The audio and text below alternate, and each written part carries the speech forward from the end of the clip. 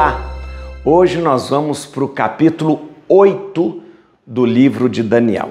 O capítulo 8 é mais uma visão de Daniel, a visão do carneiro e do bode. E é uma visão com muitos elementos e com muita interpretação. O texto é pequeno, mas tem muita história. E você vai acompanhar comigo nesse capítulo muito da história da humanidade, da história mesmo. História talvez você tenha estudado aí no segundo grau, ou tenha estudado aí, né, quando você estava no colegial aí e tal. Você vai ver muito de história mesmo. Por isso que a Bíblia é fascinante. A Bíblia traz pra gente, né, justamente, essa história que um dia nós tivemos contato, né?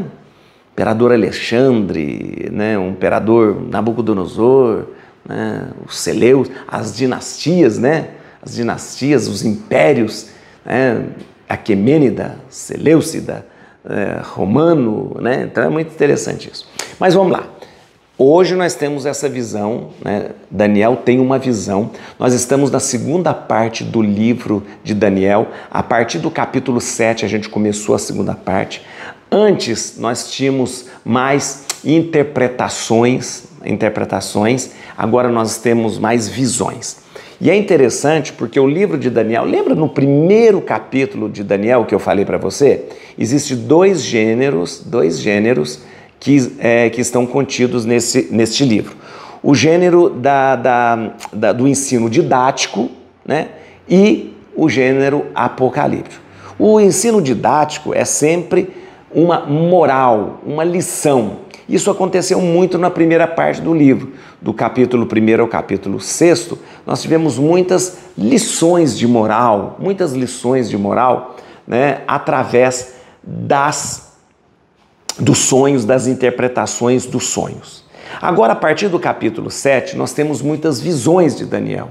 E aí a gente entra mais no gênero apocalíptico. O que é o gênero apocalíptico? O gênero apocalíptico geralmente está ligado ao julgamento de Deus, ao final dos tempos, ao que vai acontecer no final dos tempos e aquilo que nós estamos escutando quase sempre, o reino definitivo que será implementado por aquele que vem, ou seja, o reino definitivo do Messias. Tá bom? Tá certo?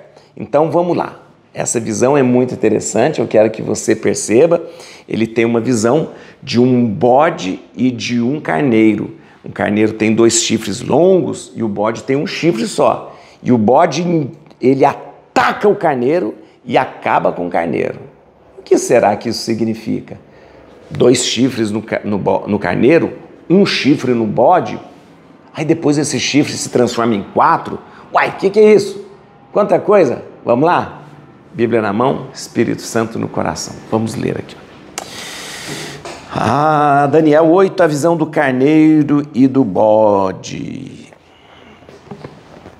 No 3º ano do reinado de Baltazar, eu, Daniel, tive uma visão, continuação daquela que eu tinha tido anteriormente.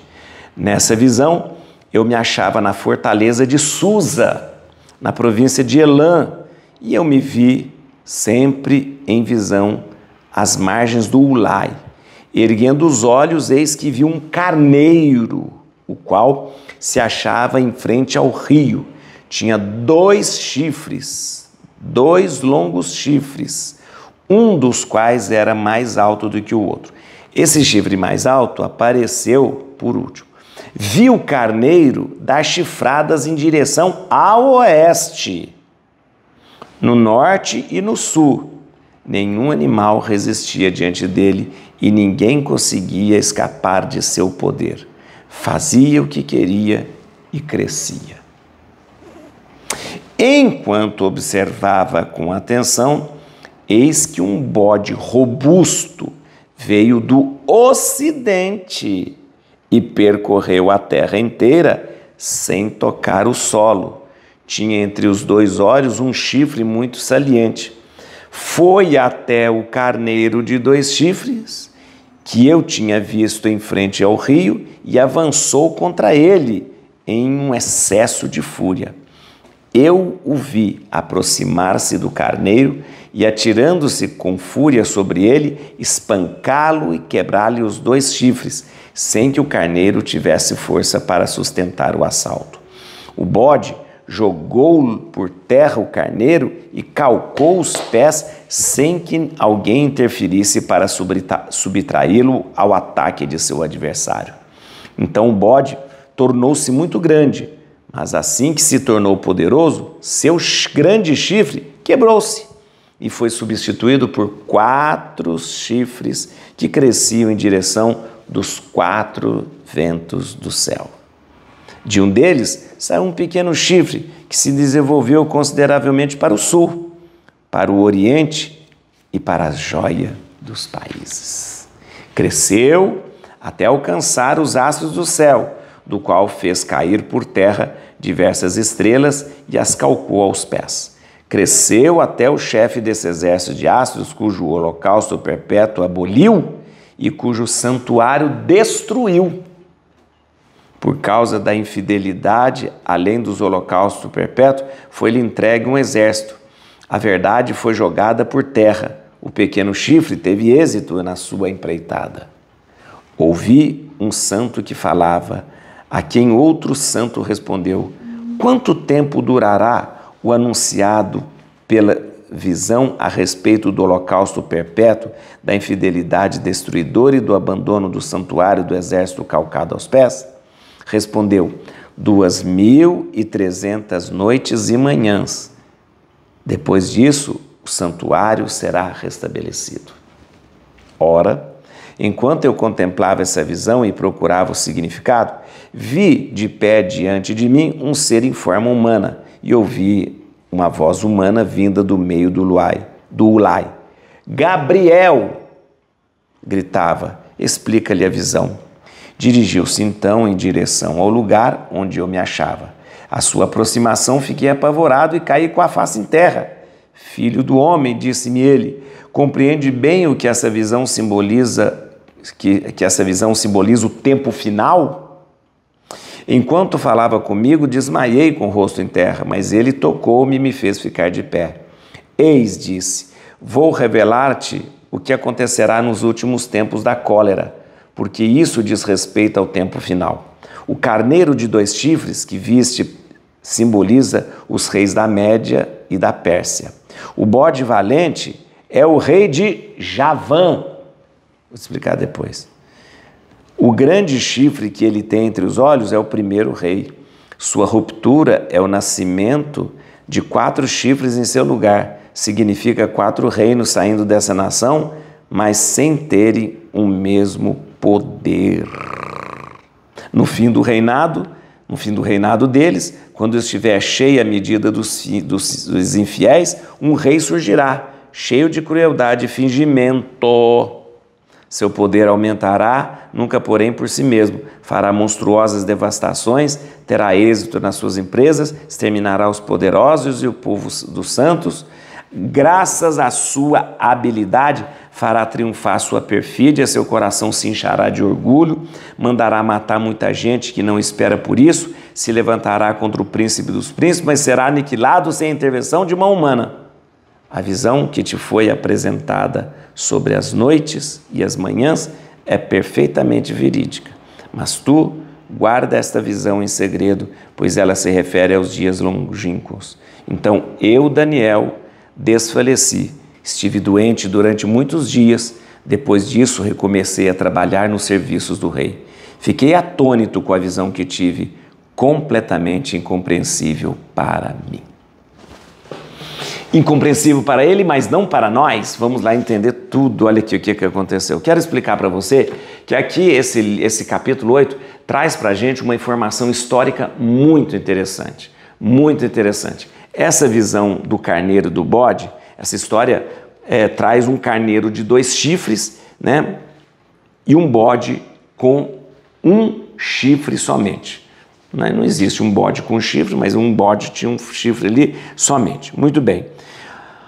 O carneiro com 2 chifres simboliza os reinos dos medos e dos persas, né? Que depois será sucedido pelo reino de Alexandre.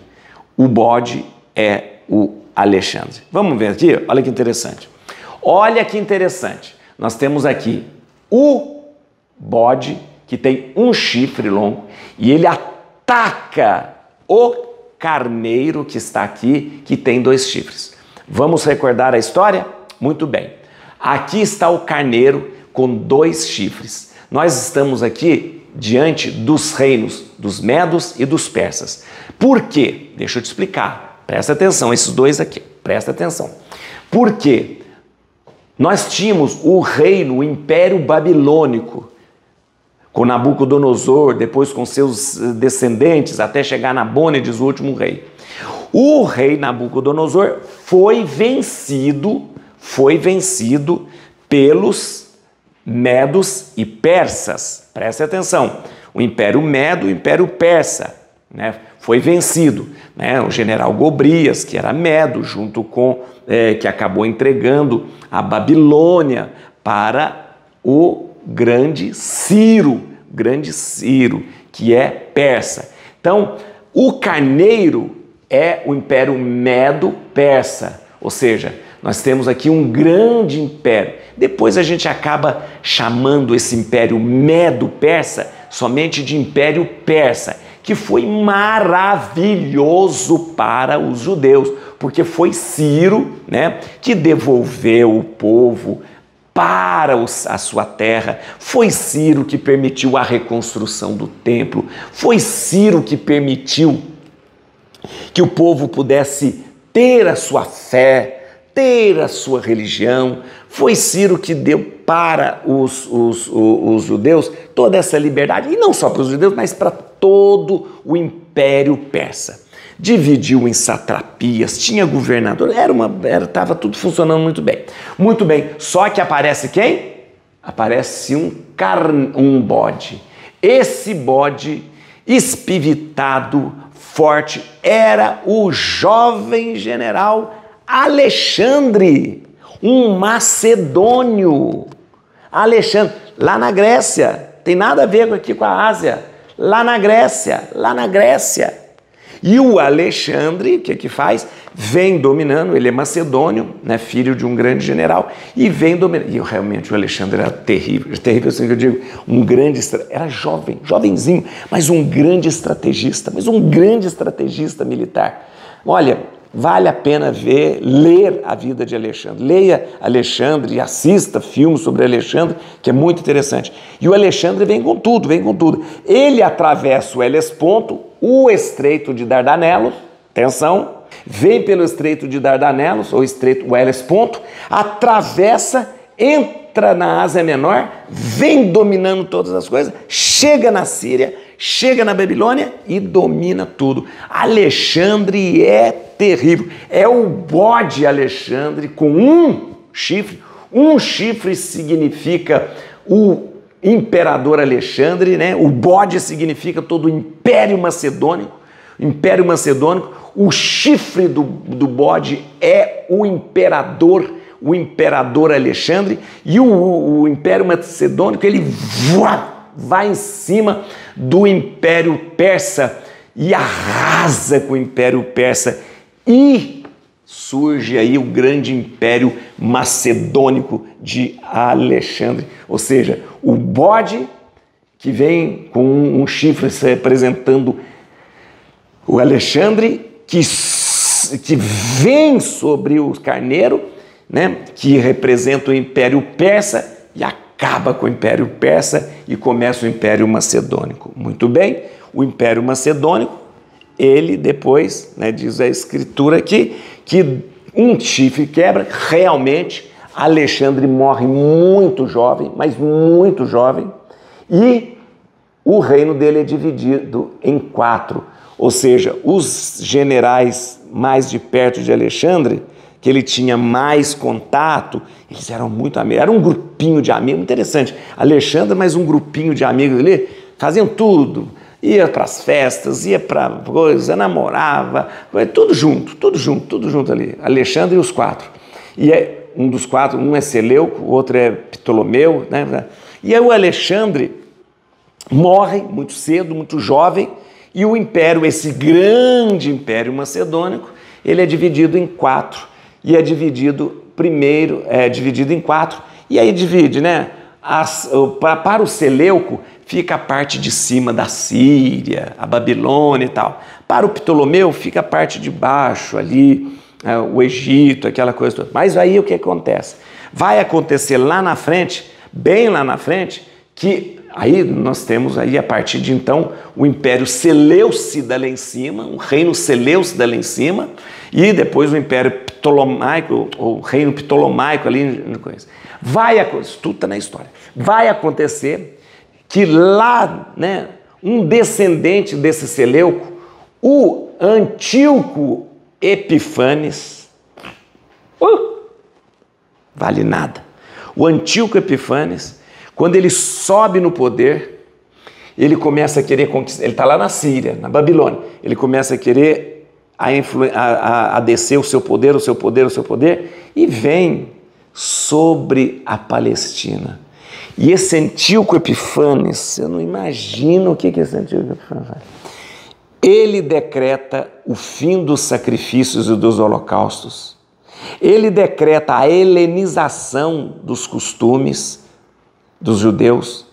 Então, ele primeiro muda a língua, muda costume, ele obriga a adorar os deuses gregos, os deuses helênicos. Ele coloca uma estátua de Zeus no templo, proíbe de fazer holocaustos e sacrifícios, obriga o povo a falar grego. É um horror. E ele quer transformar os costumes dos judeus em costumes helênicos. Ele então heleniza toda a Palestina. Por isso, só um parênteses aqui, os judeus não aceitam alguns livros que estão na Bíblia e que foram escritos nesta época. Porque livros que, por exemplo, o livro de Macabeus, ele foi escrito nessa época.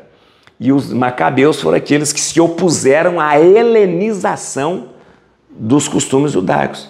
Mas como esse livro foi escrito nessa época, que os judeus não gostam de lembrar, eles não aceitam esse livro. Só um parênteses. Muito bem. E aí, o que acontece? Realmente vai ficar 3 anos o templo profanado, 3 anos o templo sem fazer sacrifícios, 3 anos o templo sem fazer holocausto. É um horror. E essa é a história que está na visão de Daniel. E Daniel tem uma visão que é interessante porque ele pergunta, e aqui o anjo vem me mostrar, até quando ficará esta ignomínia, esta profanação de Antíoco Epifanes no templo? E aí o próprio anjo Gabriel traz e tenta explicar essa visão, né? Todo o que está acontecendo, mas a resposta é dada de 3 anos, 3 anos, 3 anos. E aí é interessante nesse texto, porque quem explica essa visão é o anjo Gabriel, o mesmo anjo Gabriel que foi falar para Nossa Senhora que ela será a mãe do Salvador. Olha que interessante, tá bom? Entendeu? Então vamos lá pegar alguns textos aqui que é maravilhoso. Vamos lá. Versículo 2, vamos lá, começar. Nessa visão eu me achava na fortaleza de Susa, na província de Elã, e eu me via sempre em visão às margens do Ulai. Muito bem, onde é que fica Susa? Susa é a antiga capital do Elã, dos Elamitas. Lembra que os Elamitas, eles eram um povo que era inimigo dos judeus, né? Os Elamitas, lá em cima. E Susa é a capital dos Elamitas, Susa foi conquistada pela Babilônia. Aliás, todo o Elã, né, os Elamitas foram conquistados pela Babilônia. Porque você lembra, a Babilônia conquistou os Elamitas, os Moabitas, os Filisteus, os judeus, conquistou todo mundo, tá bom? Tá. Onde que fica Susa hoje? Susa hoje fica no Irã. E por que eu estou falando de Susa? Porque o túmulo mais famoso de Daniel é em Susa. Sabia que existem várias atribuições de túmulos de Daniel? Várias, que eu digo 5. 5, é. Mas o mais aceito pela arqueologia e pelos estudos é na cidade de Susa, tem lá o túmulo de Daniel. Muito bem, versículo 3. Erguendo os olhos, eis que viu um carneiro, o qual se achava em frente ao rio, tinha 2 chifres, 2 longos chifres, e um dos quais era mais alto que o outro. Esse chifre mais alto apareceu por último. Deixa eu ver aqui. Tá. Muito bem. O que acontece aqui? Deixa eu mostrar o carneiro de novo. O carneiro tem 2 chifres. Depois da dominação dos medos, né, os persas conquistam o império com Ciro. Primeiro você vê crescer os medos. Os medos se aliam aos persas, porque o general Gobrias é que ajuda Ciro conquistar a Babilônia. Os medos ficam aliados a Ciro, e no ano 549, Ciro, o grande rei persa, domina toda a Babilônia com a ajuda dos medos. Muito bem, vamos lá no versículo 4. Viu o carneiro dar chifradas em direção ao oeste, ao norte e ao sul. Nenhum animal resistia diante dele, ninguém conseguia escapar do seu poder. Fazia o que queria, crescia. O carneiro era o Império Persa, Império Medo-Persa. E por que ele dava chifrada para o norte, para o oeste, para o sul? Isso aqui está falando das conquistas do Império Persa. O Império Persa era tão poderoso, esse carneiro era tão poderoso, que ele avançava com as suas conquistas para o norte, para o sul, para o oeste.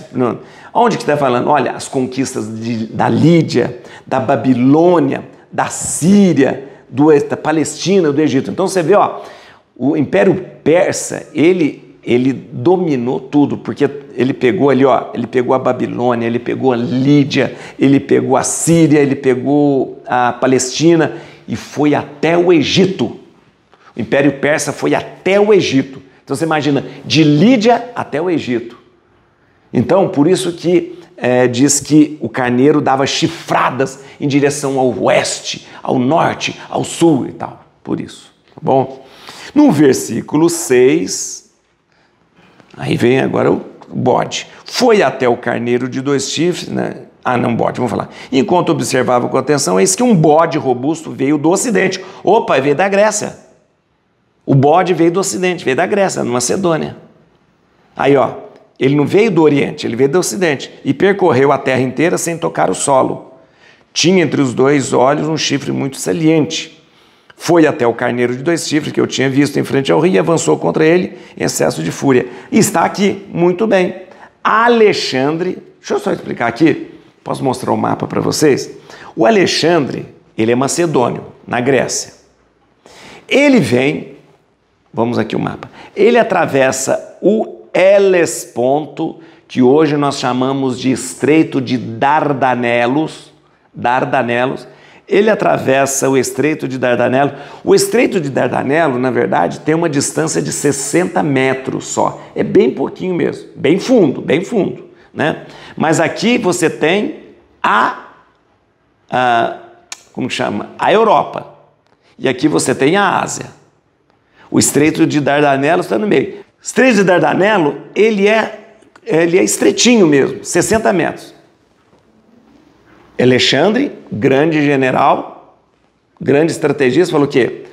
Vamos entrar por Dardanelos, pelo Estreito de Dardanelos, o Helesponto.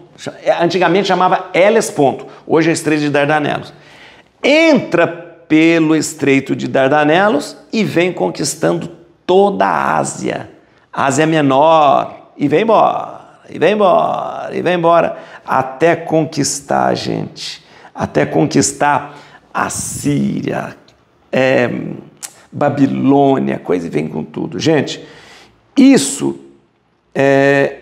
eles atravessam o Estreito de Dardanelos e atacam o Império de Dario III.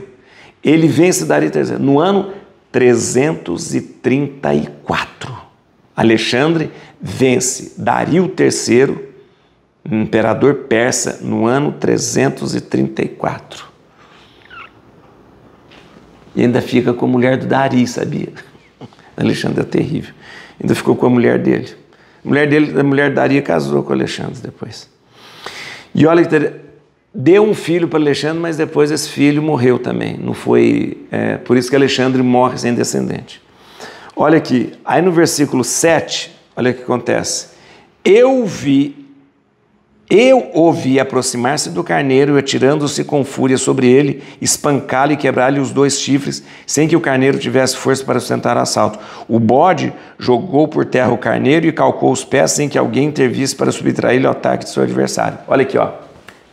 O carneiro está ali, coitadinho, com os 2 chifres, e o bode, Alexandre, vem com tudo. Pá! Vem com tudo. Sabe de que está falando aqui? Aqui está falando das batalhas de Alexandre. A batalha do Granico, em 334, em que ele vence o imperador Dario III. Depois tem a grande batalha, gente, a grande batalha de Issus, que era uma batalha muito importante na história. A batalha de Issus, lê lá, batalha de Issus, é a batalha que ninguém acreditava que Alexandre pudesse vencer. Ninguém acreditava que Alexandre pudesse vencer. Então, no ano 333, Alexandre vence a batalha disso, e depois nós temos uma outra batalha chamada Batalha de Arbela. A Batalha de Arbela, que Alexandre vence também. Não houve uma batalha que Alexandre perdesse. O Alexandre só perdeu para a morte. Eu disse para você, ele acaba ficando com a mulher de Dario, tem um filho, o filho morre, e ele morre sem descendente. Morre sem descendente. E aqui, ó, versículo 8 fala disso. Então, o bode tornou-se muito grande, mas assim que se tornou poderoso, seu grande chifre quebrou e foi substituído por 4 chifres que cresciam em direção dos 4 ventos do céu. Muito bem. O bode é o Império Macedônico. O chifre é Alexandre. Muito bem. Quando Alexandre morre, o chifre quebra. O chifre significa Alexandre. O chifre quebrou. Seu império foi dividido entre seus 4 generais. Os 4 generais, Seleuco, primeiro ficou com a Babilônia e a Síria, essa parte de cima. Ptolomeu ficou com o Egito e foi dividido mais entre os outros 2 generais. No versículo 9, fala do general fala de um descendente desse império Seleucida, que começou com Seleuco. Lá mais para tarde, vai subir um general horrorível. De um deles, de um chifre, saiu um pequeno chifre que se desenvolveu consideravelmente para o sul, para o oriente e para a joia dos países. Muito bem, esse é o Antíoco Epifanes. O Antíoco Epifanes, quando assume, você vê, o Antíoco Epifanes é um descendente de Seleuco I que sobe ao poder e ele tenta largar os domínios em direção aonde? Ao Egito. Então ele quer ir para o Egito. O Egito é dos Ptolomeus, mas ele quer ir para o Egito. Mas até chegar no Egito, ele atinge a Palestina, a joia dos povos. Aqui, ó. A joia dos países. Para o Oriente, para a joia dos países. A Palestina era conhecida como a joia dos países. E o Antíoco Epifanes, para alargar o seu império, ele quer ir para o Egito, ele atinge a Palestina, a joia dos países.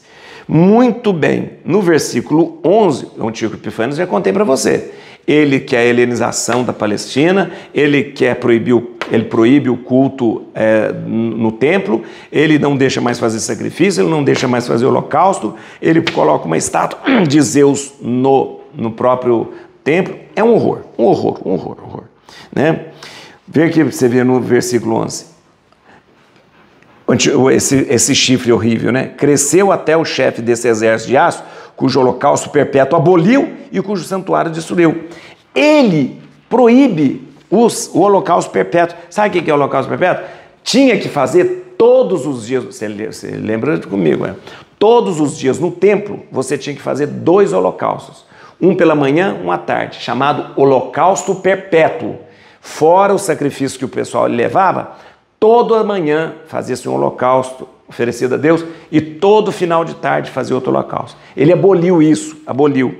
Olha que interessante, o Antíoco Epífanes, né, no ano 168, olha aqui, ó, no ano 168, ele decretou a helenização dos judeus e colocou uma estátua de Zeus dentro do templo. Proibiu os holocaustos perpétuos, proibiu que o povo falasse hebraico ou aramaico, fez o povo falar, não conseguiu, fez o povo falar grego e queria que ali fosse uma nova Grécia, né? Ele fez isso. Isso, gente, desagradou demais o povo. Você não imagina como que o povo ficou triste com tudo. Mas claro, né? Sem poder ter a sua fé, a sua religião proclamada. E aí no versículo 14, olha que interessante. Ainda a visão. Ouvi um santo que falava que outro respondeu: quanto tempo durará o anunciado pela visão a respeito do holocausto perpétuo e da infidelidade destruidora, do abandono do santuário, do exército calcado aos pés? Respondeu: 2.300 noites e manhãs. Depois disso o santuário será restabelecido. Muito bem. Aqui você vê interessante. Ele se pergunta na visão: quanto tempo nós teremos em que não poderemos fazer holocaustos, em que não poderemos proclamar a nossa religião? Quanto tempo o templo será profanado? E aí a resposta é 2.300 noites e manhãs, ou seja, 2.300 noites de manhã, 2.300 noites e manhãs. Significando isso, dividindo isso, seria 1.150 dias, porque 2.300 noites e manhãs, né? Um dia tem uma noite, um dia tem uma manhã e uma noite. Então, 2.300 noites e manhãs significa 1.150 dias. E realmente é o que ficou o templo profanado. Quer fazer a conta? Deixa eu fazer a conta para você aqui. Pode acompanhar aqui comigo. Ó. Esse decreto de helenização, de proibição do culto judaico dos holocaustos perpétuos, aconteceu no outono do ano 167, né? Quando foi a abolição do culto. Ficou o templo profanado até 14 de dezembro de 164. 14 de dezembro de 164 foi o momento da purificação do templo, quando o templo foi purificado de todas as imundícies. Isso significa 3 anos. 3 anos. 3 anos. Como 3 anos? Dá 1.150 dias. Por quê? Porque aqui, deixa eu te explicar por que dá 1.150 dias. Porque são 3 anos de 360 dias. Não contava 365 dias, né? O calendário o calendário gregoriano que conta 365. São 3 anos de 360 dias. Mais 2 meses de 30 dias e mais 10 dias. Significa, então, 1.150 dias em que o templo ficou profanado. Tá bom? Muito bem, vamos lá então, rapidinho já está terminando aqui, eu sei que tem muita informação aqui, ó. 16, só para a gente lembrar do anjo Gabriel. Ouviu uma voz humana vindo do meio do lago. Gabriel, gritava, explica-lhe a visão. Dirigiu-se então em direção ao lugar onde eu me achava. À sua aproximação fiquei apavorado e caí com face em terra. Filho do homem, disse-me ele, compreende bem o que essa visão simboliza, que simboliza o tempo final. Muito bem. O Gabriel aqui é o anjo. Aqui é uma coisa muito importante. A Bíblia, no Antigo Testamento, só traz para a gente 3 anjos com nomes. Gabriel, Rafael e Miguel. E são esses anjos. A Bíblia, no Antigo Testamento, fala de Gabriel, que está falando aqui para Daniel, Rafael, que já falou no livro de Tobias, e Miguel, que vai falar para a gente daqui a pouco. Escuta. São só esses 3 anjos que têm nome. Não inventa moda de anjo com um monte de nome. Primeiro, não é coisa de católico ficar dando nome para anjo da guarda. Para com isso, hein? Ai, que nome tem o seu anjo da guarda? Ah, eu dei um nome de tal. Pelo amor de Deus. Isso tem nada a ver com fé católica. Tá bom? Outra coisa, não fica caindo nessa bobagem de ai, o anjo tal, anjo tal, anjo tal, anjo tal. Não tem nada disso. A Bíblia fala só de 3 anjos. Existe uma miríade de anjos, mas que a Bíblia dá nome, são só 3. Gabriel, Rafael e Miguel. Agora vem com umas coisas de maluco aí. Ah, o anjo Salatiel, o anjo Sarapatel, o anjo não sei o quê. Pelo amor de Deus. O anjo Manuel, tudo que termina com El, você fala que é anjo. Não é assim, não brinca com a fé, não. Não brinca, não. A Bíblia fala do nome de 3 anjos. Rafael, Miguel e Gabriel. Tá bom? E os anjos têm missões específicas. Para Daniel, o anjo Gabriel veio explicar a visão. Para Ana, mãe de Samuel, veio falar de Samuel. Para Maria, o Gabriel veio falar sobre o nascimento do Salvador. Então ele tem missões. São mensageiros de Deus. Tá certo? Muito bem. Vamos lá. Javã, 21. Só para lembrar. O bode valente é o rei de Javã, né? Rei de Javã, não é de Javã, cantor, não. De Javã. Por que Javã, gente? Javã é o termo que designava os helênicos, né? Os macedônios, né? Então, Javã é o termo que denominava os helênicos, né? É um rei helênico, um rei macedônico. Aqui está se referindo ao grande imperador Alexandre. Muito bem. No versículo 22, sua ruptura e o nascimento de 4 chifres em seu lugar significa os 4 reinos saindo dessa nação. Como eu disse, Alexandre morre, como ele não deixa descendente, é dividido entre 4 generais o seu reino. Seleuco, Síria e Babilônia. De Seleuco vai sair esse Antíoco Epifanes horrorível. E no final, versículo 23, fala do Antíoco Epifanes. No fim do reinado deles, quando estiver cheia a medida dos infiéis, um rei surgirá cheio de crueldade e fingimento.